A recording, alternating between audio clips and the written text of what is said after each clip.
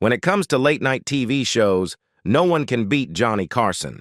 Standing out with his wit and charisma, Johnny sometimes still disappoints the audience by often insulting people with silly jokes. Therefore, even though he has left this world for 18 years, the audience still remembers his image and the rumors surrounding his personal life. You may be a loyal fan of Johnny, but you may not fully understand him. That's why this video is for you. We will reveal the whole truth about Johnny Carson. Johnny Carson, renowned as a beloved television icon, had a darker side that emerged in his interactions with those around him. Despite his public image, there were instances of Carson treating people with disrespect, revealing a less admirable facet of his personality. One notable incident occurred during his honeymoon in 1987 with his fourth wife, Alexis Mayas. The couple embarked on a yacht trip to Italy, expecting a time of joy and celebration. However, Carson's demeanor quickly soured, and he began displaying a side of himself that was far from the affectionate and loving husband one might anticipate during a honeymoon. In a particularly unpleasant episode, Carson publicly embarrassed his new wife. The catalyst was an innocuous remark made by Mas that Carson evidently did not appreciate. In response, he callously addressed her in front of others, issuing a stern warning. He bluntly told her, "We've been married for 3 weeks. If you say something like that again, this marriage won't last another 3 weeks." This incident sheds light on a darker aspect of Johnny Carson's personal life, revealing that even behind the scenes of his celebrated public persona, he was not immune to displaying behavior that contradicted the image of the charming and amiable entertainer. Johnny Carson's personal life was marked by strained relationships, particularly within his own family. Despite having been married 4 times, he only had children with his first wife. His son from that marriage, Rick Carson, faced the challenges of mental illness, a topic that was often kept hushed during those years. This added to the complexities of Johnny's personal life as Rick struggled with his mental health, eventually leading him to be confined to a mental hospital. Perhaps fueled by embarrassment or an inability to cope, Johnny distanced himself from Rick during this difficult time. Their estrangement persisted until June of 1991 when tragedy struck. Rick's vehicle went off a cliff near Morro Bay, California, resulting in a fatal 125-foot fall. This unfortunate incident prompted Johnny Carson to speak about his son on his show, providing a glimpse into the troubled relationship they had. Even after Rick's time in the mental hospital, the father-son dynamic did not improve. Both Johnny and Rick were known to be drinkers, and an incident at NBC's 25th anniversary party aboard the Queen Mary further highlighted their tumultuous relationship. Rick, in a drunken state, attracted Johnny's ire, leading to a public confrontation. Witnesses recall Johnny's aggressive behavior, including shouting at his son. The situation escalated, with Johnny making a threatening gesture as if to strike Rick, but intervention from someone prevented the situation from taking a potentially darker turn. Johnny Carson had too many rumors in his life, and one of them was his alcoholism. His struggles with alcohol were no secret, and his penchant for drinking was coupled with a propensity for anger and aggression when under the influence. The public became acutely aware of these issues in 1982, when Carson was apprehended for drunk driving in his DeLorean, a moment that became part of the public record. In the legal aftermath of the incident, Carson pleaded no contest to the charges. His sentence included 3 years of probation, during which he faced restrictions on the use of any vehicle. Notably, he was only permitted to drive to and from work. Additionally, Carson was mandated to participate in a mandatory alcohol program aimed at addressing his substance abuse problems. Despite his acknowledgement of the issue and the legal consequences he faced, Carson didn't shy away from addressing his drinking problems publicly. In the midst of his illustrious career, he openly acknowledged his struggles, occasionally weaving jokes about his drinking habits into his show. This level of transparency allowed his audience to be well aware of the challenges he was facing, even though he generally maintained a private demeanor about his personal life. As early as 1977, Carson displayed a degree of candor about his alcohol addiction during an interview with 60 Minutes. He admitted, "I don't handle alcohol well at all. No, really don't."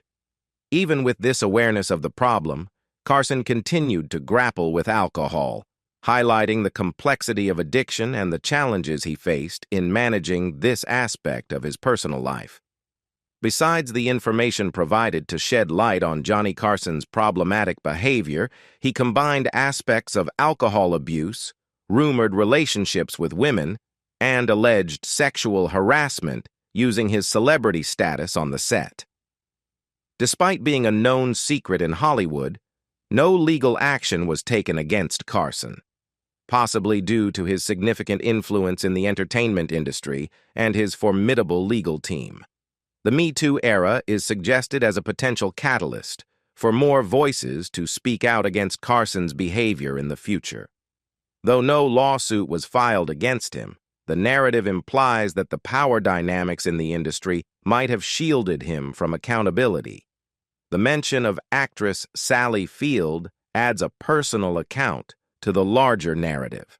Field described her relationship with Carson as comparable to the octopus and the little guppy, indicating that Carson was overly hands-on during their time together. Despite dating briefly, Field expressed discomfort, mentioning that she wasn't particularly interested in him and struggled to reject his advances. Field shared a strategy she used to fend off unwanted suitors, including Carson. She would claim to be experiencing a mental breakdown and being sent away, effectively using a fabricated excuse to avoid direct confrontation. Given Carson's estranged relationship with his son, who faced mental health challenges, this tactic seemingly resonated with him on a personal level. The overall portrayal suggests a troubling image of Johnny Carson, with a blend of substance abuse, alleged sexual harassment, and the power dynamics that protected him from legal consequences. Johnny may be successful in his career, but he is definitely a failure in his marriage. Johnny Carson's second marriage, which commenced with high hopes, ultimately unraveled in a manner that neither he nor his wife, Joanne Copeland, had likely anticipated. The two crossed paths when Johnny was hosting the game show Who Do You Trust in 1960, and Joanne was working as a flight attendant. Despite the early promise, their marriage, which began in 1963, faced significant challenges and ultimately concluded in 1972. The demise of their union was marked by infidelity on both sides. Joanne Copeland had an affair with football player Frank Gifford, while Johnny Carson himself was not immune to extramarital involvements during this tumultuous period. Despite the strains on their relationship, the couple managed to part ways in a relatively amicable manner. Even after the separation, Copeland remained supportive of Johnny's television career. This surprising camaraderie persisted, despite the challenges they faced during their marriage and the subsequent dissolution of their union. Strangely, the revelation of Joanne Copeland's affair with Frank Gifford remained largely unknown to the public until 2013, when Johnny Carson's former lawyer, Henry Bushkin, released a tell-all book that delved into the intricate details of Carson's life. Bushkin's book made numerous controversial allegations, some of which faced criticism for their sensational nature. According to Bushkin, Johnny Carson had reportedly asked him to capture photographic evidence of Joanne's affair with Frank Gifford, indicating the depth of Carson's emotional turmoil during this period. Strikingly, Bushkin claimed that Johnny often carried a revolver during this time, though he didn't provide a clear explanation for Carson's possession of the firearm. The book depicted Carson as heartbroken over the affair, with accounts of him sobbing about his wife's betrayal. Despite purported initial reluctance, Bushkin supposedly agreed to obtain evidence of the affair, delivering sordid details to Carson. The aftermath of this revelation left Johnny Carson deeply affected, reportedly prompting him to embark on a drinking binge with his Tonight Show co-host Ed McMahon. In later years, after Frank Gifford's diagnosis of a brain disease, his wife, Kathy Lee Gifford, who eventually married him, inquired about the affair. According to her account on a show, Frank couldn't remember the details, a plausible scenario given his medical condition. Frank Gifford passed away in 2015, leaving behind a complicated narrative of past indiscretions and the toll they took on the lives of those involved. In the midst of their divorce proceedings, Carson reportedly engaged with a Playboy model named Angel Tompkins. Despite warnings that such liaisons could negatively impact the divorce proceedings, Johnny hosted Tompkins at his residence. This choice hinted at the intricacies and emotional turmoil that often accompany high-profile divorces. The issue of infidelity wasn't confined to the aftermath of their split. Reports suggest that Johnny Carson's extramarital activities were known to Joanne even during their marriage. His behavior, combined with the extravagant gifts he lavished upon her, such as a Rolls-Royce and diamonds, fueled Joanne's suspicions. These high-end gifts, rather than providing comfort or assurance, served as markers of Johnny's infidelity, casting a shadow over the dynamics of their relationship. Continuing with the family theme, Johnny Carson's sentiments about his mother, Ruth, reflect a complex and strained relationship that had a profound impact on his life and personality. Carson's blunt and seemingly callous remark, "The wicked witch is dead," upon his mother's passing, unveils the depth of the bitterness he harbored towards her. Carson's candid statements about his mother suggest that he held her responsible for many of his negative personality traits and the challenges in his personal relationships, including his numerous failed marriages. Describing Ruth as the toughest son of an expletive and blaming her directly for the breakdown of his marriages, Carson portrayed a deeply troubled connection with his mother. His refusal to attend Ruth's funeral adds another layer to the complex emotions surrounding their relationship. Carson's characterization of his mother as a detrimental force in his life is underscored by his admission that she played a significant role in shaping his personality and contributing to the failures in his marriages. While Carson himself was known for being rude and condescending, his harsh words about his mother invite speculation about the nature of their interactions and the impact Ruth had on his emotional well-being. The complexities of parent-child relationships, particularly those with tumultuous dynamics, can have enduring effects, as exemplified by Johnny Carson's candid and critical reflections on his mother. Returning to Johnny's massive career, over the course of his tenure as the host of The Tonight Show, he welcomed thousands of guests, creating a diverse array of interactions. However, not every guest resonated positively with Carson, and one of the personalities he reportedly loathed the most was the legendary comedian Bob Hope. What particularly irked Johnny about Bob was the comedian's meticulous preparation for each appearance. According to Carson, Hope came excessively prepared, even going so far as to have written out jokes ready for the show. This level of premeditation struck Carson as inauthentic, and he valued guests who engaged more spontaneously with the real world, as noted by Carson's former co-head writer, Andrew Nichols.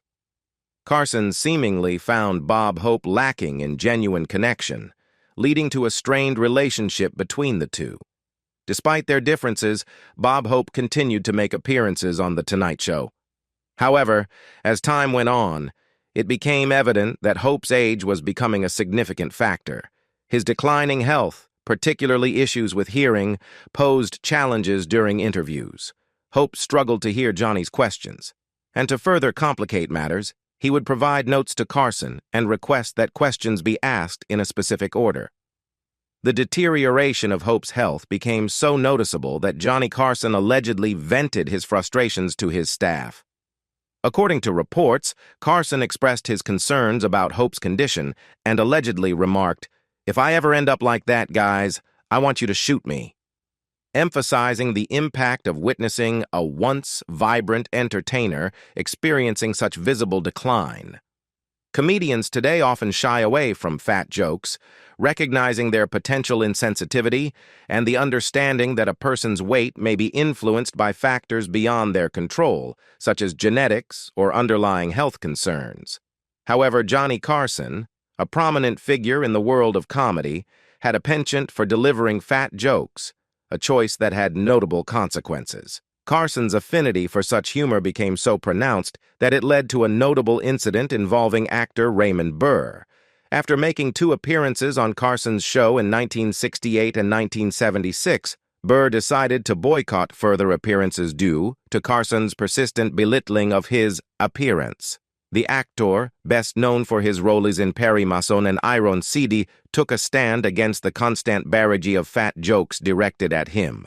The decision by Burr to refuse further appearances on Carson's show underscores the impact of relentless commentary on one's appearance, highlighting the emotional toll such humor can take.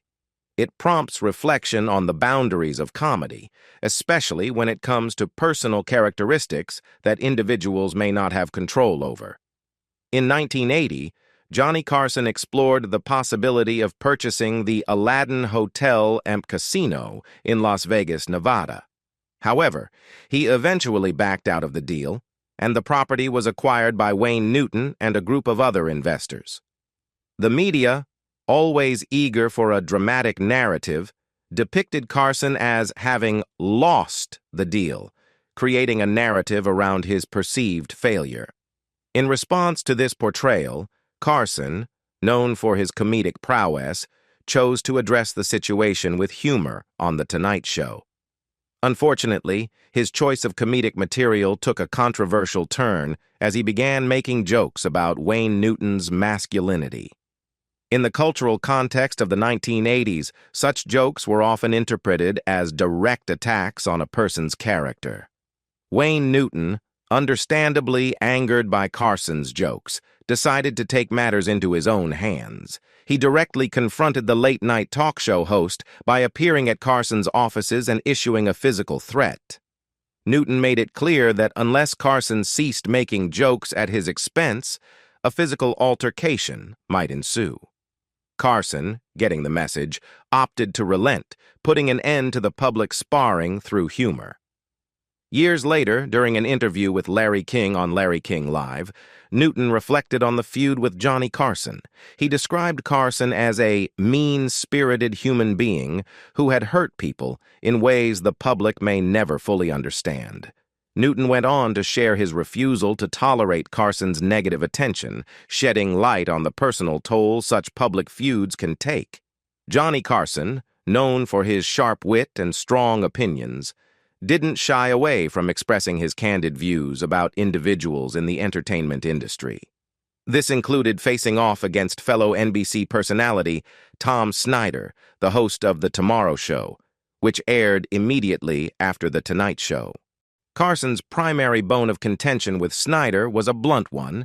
He found him boring and, in no uncertain terms, believed Snyder lacked talent. This disagreement didn't just remain a private matter. It spilled into the public sphere during an outing at an LA bar in the late 1970s. Carson, having indulged in a few glasses of wine, embarked on a spirited rant about Snyder. Unfortunately, this vocal expression of dissatisfaction was not the most diplomatic way to foster good relations with a coworker, especially one within the same network. Besides, the story of John Davidson and Joan Rivers launching their own talk shows became a source of tension and ultimately a significant feud with Johnny Carson. Both Davidson and Rivers had been frequent guests on Carson's show for many years, and when news of their new hosting gigs reached Carson, he was reportedly furious. Carson perceived their actions, especially Joan Rivers' move to host a show on the Fox network, as disloyal and a direct challenge to his own late-night program. Joan Rivers later recounted the fallout from this decision during an interview with Larry King in 2009. While she maintained her friendship with Johnny's co-host, Ed McMahon, Rivers revealed that accepting the new hosting job, which lasted only a year, led to the end of her friendship with Carson. She mentioned that they never spoke again after this episode. Carson's anger toward Rivers was fueled by the perception of betrayal as she ventured into direct competition with his long-standing show. However, according to Rivers, there may have been an additional layer to their strained relationship. In her autobiography, Rivers disclosed that she and Carson had reportedly engaged in an affair while she was still married to Edgar Rosenberg, a television producer. The affair allegedly occurred during Rivers's 22-year marriage to Rosenberg, who tragically took his own life in 1987. Rivers's revelation of the affair adds a complex dimension to the feud, suggesting that personal relationships and romantic entanglements may have contributed to the intensity of Carson's reaction. An interesting revelation about Johnny Carson. In 1973, he inadvertently triggered a peculiar event when he made a joke on The Tonight Show about a worldwide shortage of toilet paper. Little did he know that his words, uttered in jest, would lead to an actual run on stores. Fearing a scarcity of toilet paper, people flooded markets to ensure they had an ample supply for their personal needs. The widespread panic prompted Carson to issue an apology the following month, expressing regret for the unintended consequences of his joke. The incident became a notable case study, cited by the New York Times, illustrating how rumors, even in the form of humor, can quickly spread and lead to unexpected and tangible consequences. Carson's iconic catchphrase, "Here's Johnny," enthusiastically proclaimed by his co-host Ed McMahon every night before The Tonight Show, became synonymous with the program. Such catchphrases, however, can attract opportunists looking to capitalize on the success of the show. In 1977, Johnny Carson found himself in an unexpected legal battle when he sued a portable toilet company for using the famous phrase in their advertising. Despite the unconventional nature of the lawsuit, Carson emerged victorious, successfully preventing the company from further using the catchphrase. However, the legal saga continued, with the company persistently seeking ways to use the phrase, showcasing the enduring and sometimes unexpected legal battles associated with intellectual property rights in the world of entertainment. Johnny Carson's foray into parodies occasionally led to missteps, and one notable incident involved everyone's beloved neighbor, Mr. Rogers. In this particular skit, Johnny portrayed a character similar to Mr. Rogers, but with a strikingly different and inappropriate twist.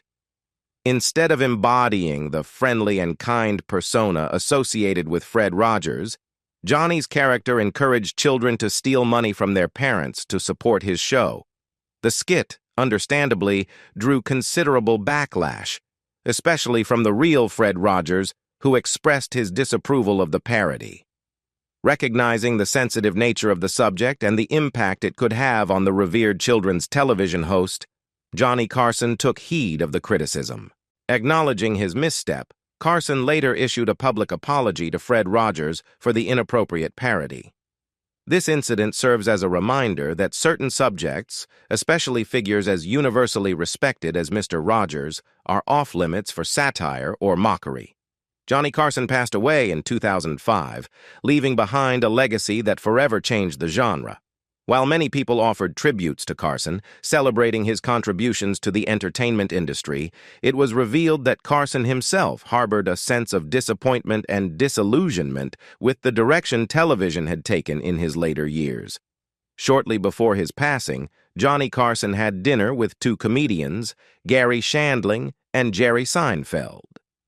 During this dinner, Carson candidly expressed his dissatisfaction with the state of television. According to filmmaker Peter Jones, who shared insights into this conversation, Carson was deeply disappointed in the tabloid nature and the rise of reality programming on television. He reportedly conveyed a sense of being sickened by the direction the medium had taken and expressed gratitude for having exited the industry when he did. What do you think about the rumors surrounding Johnny Carson? Leave us your comments in the section below. We hope you have found this helpful video. Don't forget to leave a like, share, and subscribe to the channel if you like it. Thank you for watching this and see you in the next videos. Goodbye.